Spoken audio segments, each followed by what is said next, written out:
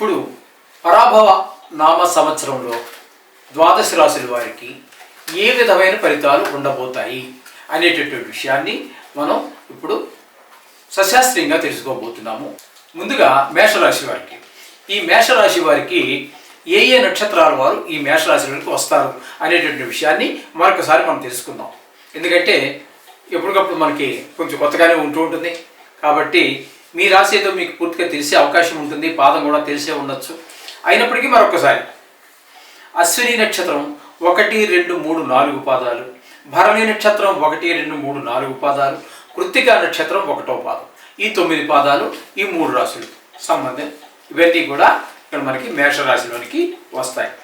ఈ ముఖ్యంగా ముందుగా ఆదాయ వ్యయాలు, ఈ ఆదాయ వ్యయాలు అనేటటువంటిది ఆదాయం 11 చూపిస్తున్నది మేషరాశి వారికి, వ్యయం 5 చూపిస్తున్నది, రాజపూజ్యం 2, అవమానం 2. ఇక్కడ ఈ పరాభవ నామ సంవత్సరంలో గౌరవం 2, అవమానం 2 కనిపిస్తున్నది. అట్లాగే ఆదాయం 11, వ్యయం 5. ఈ రాశి వారికి గురుడు 31వ తారీఖు 5వ నెల 2026 వరకు మిథున రాశిలో సంచారం చేస్తూ ఉన్నారు. తదుపరి ఆయన కర్కాటక రాశిలో 31వ తారీఖు 10వ నెల 2026 వరకు అక్కడ సంచారం చేసి తదుపరి సింహరాశిలోనికి వెళ్ళి అక్కడ మళ్ళీ వక్రించి మళ్ళీ వెనక్కి, మొత్తం మీద ఈ సంవత్సర కాలంలో గురువు యొక్క సంచారం ముందుకి వెనక్కి ఒక పెద్ద ట్విస్ట్లా జరుగుతుంది. అందుచేత ఎక్కడికి వెళ్ళినప్పుడు ఏదైనప్పటికీ కూడా ఇక్కడ ఈ గురువు ఖచ్చితంగా మాత్రం మిథునంలో ఉన్నప్పుడు ఆ మిథున రాశి ఫలితాలు ఇస్తారు. తర్వాత కర్కాటకంలోకి వచ్చాక అక్కడ ఫలితాలు ఇస్తారు. ఆ తర్వాత మళ్ళీ అతిచారం వల్ల మళ్ళీ సింహంలోకి రావటము, అక్కడి నుంచి వెనక్కి వెళ్ళటము, ఇవన్నీ కూడా కొంచెం అందులో వక్రము. అయితే ఏదైనా కూడా ఈ వక్రం గురించి అనేక రకాలైనటువంటి అభిప్రాయాలు ఉన్నాయి, కాంట్రవర్సీ ఉంది. కొంతమంది వక్రించినా కొంచెం బలం తగ్గుతుంది కానీ అక్కడ రాశి ఫలితాన్ని ఇస్తాడు గురుడు మాత్రము, మిగతా గ్రహాలు వెనక రాశి ఫలితాన్ని ఇస్తాయని చెప్పేసి మనకి మునుల యొక్క అభిప్రాయాల్లోనే, పెద్దల యొక్క అభిప్రాయాల్లోనే తేడా ఉన్నాయి. కాబట్టి ఇప్పుడు ఎక్కడున్నాడో అక్కడ ఫలితాలు మనం చెప్పుకుందాం. కాబట్టి ఈ విధంగా ఆయన చతుర్థ స్థానంలో కర్కాటక రాశిలో లోహమూర్తిగా ఉంటున్నారు. ఈ శని గురించి మనం చెప్పుకోవాలంటే ఈ సంవత్సరం ద్వాదశ స్థానంలో అంటే మీన రాశిలో మొత్తం అంతా కూడా లోహమూర్తిగా ఉంటారు. సువర్ణమూర్తిగా ఉన్నప్పుడు చెడు స్థానంలో ఉన్నా కూడా కొంచెం మంచి ఫలితాలు ఇస్తారు. మంచి స్థానంలో ఉన్నా కూడా ఈ లోహమూర్తి ఇట్లాంటివన్నీ ఉంటేప్పుడు అంత శుభప్రదమైన ఫలితాలను ఇవ్వజాలరు. అయితే శని ద్వాదశ స్థానంలో లోహమూర్తిగా సంచారం చేస్తున్నారు సంవత్సరం అంతా కూడా. అలాగే రాహు సంవత్సరాది లగాయతూ 5వ తారీఖు 12వ నెల అంటే డిసెంబర్ వరకు 2026 వరకు ఆయన 10వ స్థానంలో కుంభరాశిలో సంచారం చేస్తున్నారు. తదుపరి అక్కడి నుంచి ఆయన ఏకాదశి స్థానం నుంచి 10వ స్థానం అయినటువంటి మకరంలోకి వస్తారు. అక్కడ మళ్ళీ సంవత్సరాల పాటు ఉంటారనుకోండి. మనం చెప్పుకోబోయి ఈ సంవత్సరంలో అంతా కూడా ఆయన 2 రాశుల్లో సంచారం చేస్తూ ఉన్నారు. కుంభం తర్వాత మకరంలోకి వస్తారు. కారణం ఆయన వక్రగతి సంచారి కాబట్టి.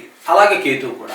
అలాగే కేతువు గురించి మనం చెప్పుకోవాల్సి వస్తే ఇక్కడ కేతువు కూడా ఇదే సేమ్ డేట్లే 5వ తారీఖు 12వ నెల డిసెంబర్ అప్పటి వరకు చతుర్థ స్థానం అయినటువంటి కర్కాటకంలో లోహమూర్తిగా సంచరిస్తూ ఉన్నారు. ఈ విధమైనటువంటి పరిస్థితి అంతా మనకి స్పష్టంగా గోచరిస్తున్నది. దీనివల్ల మనకి వీరి యొక్క విశ్లేషణ చేయగా ఈ రాశి వారికి ఎవరెవరికి ఏ వృత్తుల్లో ఉన్న వారికి, వ్యవసాయంలో ఉన్న వారికి, ఉద్యోగస్తులకి, స్టూడెంట్స్కి ఎవరెవరైతే ఉన్నారో వాళ్ళందరికీ కూడా మనం ఫలితాలు చెప్పుకోవాల్సి ఉంటుంది. ఎందుకంటే మరి సంవత్సర ఫలితాలు కదండి, అందుచేత చెప్పుకోవాల్సి వస్తుంది. ఇక్కడ విద్యార్థులు శ్రమపడి చదివితే కానీ పాస్ అవ్వడం చాలా కష్టం, ర్యాంకులు రావడం కూడా చాలా కష్టం అవుతుంది. వాళ్ళు చాలా శ్రమ చేయవలసినటువంటి పరిస్థితి కనపడుతుంది. ఉద్యోగస్తులకి పై అధికారులతో కొంచెం జాగ్రత్తగా ఉండటం మంచిది. లేకపోయినట్టయితే శ్రమ ఎక్కువైపోతుంటుంది, ఫలితం తక్కువైపోతుంది. నిరుద్యోగులకి అవకాశాలు కొంచెం తక్కువగానే ఈ సంవత్సరంలో కనిపిస్తూ ఉన్నాయి. వ్యవసాయదారులు కనుక మనం తీసుకున్నట్టయితే పంట చేతికి వచ్చే సమయానికి నష్టపోవడం జరుగుతూ ఉంటుంది. ఈ విధంగా వారికి కూడా ధనాదాయం తగ్గేటువంటి అవకాశం ఉంటుంది. ధనాదాయం తగ్గడంతో రుణాలు పెరిగిపోతూ ఉంటాయి. మరి మళ్ళీ సీజన్ వచ్చేటప్పటికి ఎదురు చూడలేం కదండి. ఎంత వడ్డీ అయినా పర్వాలేదు తీసుకొచ్చి పెట్టుబడి పెడితేనే మరి వాళ్ళకి ఆదాయం. కాబట్టి ఈ విధంగా వాళ్ళకి రుణభారం పెరిగేటటువంటి అవకాశం మేషరాశి వారికి కనిపిస్తుంది. వ్యాపారస్తులు కనుక మనం తీసుకున్నట్టయితే వారికి పెట్టుబడులు ఎక్కువ అవుతుంటాయి. క్రయ విక్రయాలు అయితే క్రయ విక్రయం ఈ రెండు అమ్మటం కొట్టాలు కొంచెం తగ్గేటటువంటి అవకాశం ఉంటుంది. కొంతమంది వీళ్ళు యంత్ర సంబంధమైనటువంటి విషయాల్లో పరికరాల్లోనూ గృహానికి సంబంధించినటువంటి ఉపకరణాలు రియల్ ఎస్టేట్ వ్యాపారులు చేసేటటువంటి వారికి ఫలితము ఉండదు. ఈ విధంగా మనం చెప్పుకోవాల్సి ఉంటుంది వీళ్ళకి. ఇంకా క్రీడాకారులకి అలాగే కళాకారులు అంటే తెలుసు కదండి. అలాగే అంచేత సినిమాలోకి ఈ టీవీలో నటించే వారికి వీళ్ళందరికీ తగిన గుర్తింపు అయితే రాదు. ఒకవేళ గుర్తింపు ఉన్నప్పటికీ కూడా తగిన ఆదాయం కూడా లభించదు. గుర్తింపు తక్కువే, ఆదాయం తక్కువే. ఇక కాంట్రాక్టులు చేసేటటువంటి వారు ఉంటారు. ప్రభుత్వ కాంట్రాక్టులు కావచ్చు, ప్రైవేట్ కాంట్రాక్టులు కావచ్చు, అనేక రకాల డిపార్ట్మెంట్లు ఉన్నాయి కాబట్టి ప్రభుత్వం తరఫున ఆ కాంట్రాక్టుదారులు కనుక మనం తీసుకున్నట్టయితే వాళ్ళకి సకాలంలో పని పూర్తి చేయటం జరగదు. తద్వారా సమస్యలు ఎక్కువగా వస్తూ ఉంటాయి. బిల్లులు వెంటనే వసూలు కాకపోవటం, ప్రభుత్వం నుంచి రావాల్సిన బిల్లులు కరెక్ట్గా పనిచేస్తేనే రావడానికి చాలా ఎవరికి అందరినీ చూసుకుంటూ చెక్ పోస్టులు ఉంటాయి మధ్యలో. ఆ చెక్ పోస్ట్ దగ్గర అవన్నీ టోల్ గేట్లు అన్నీ కట్టుకుంటూ ఎప్పుడుకో వస్తూ ఉంటాయి. అందులోకి పనులు అవ్వలేదు కదండి.